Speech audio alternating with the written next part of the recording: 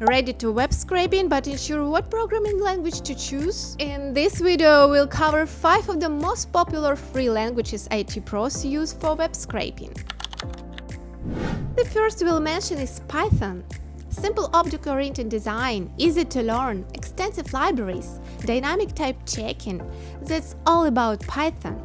You can use it for database and UI development with fewer lines of code needed compared to other languages. Check out our tutorial scraping Amazon product data with Python.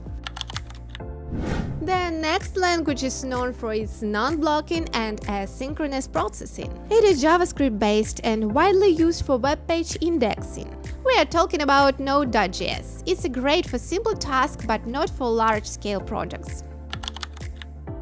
If you're familiar with Nakajari and Mechanize, then you know Ruby is next. Some features include user-friendly syntax, dynamic typing, and many open-source libraries that aid in web scraping. PHP, mainly used to manage dynamic website content. It has database integration but doesn't support multi-threading, which can cause issues. However, PHP's core library is useful for scraping media like images and videos from websites. C++ is fast and powerful but can be costly for web scraping.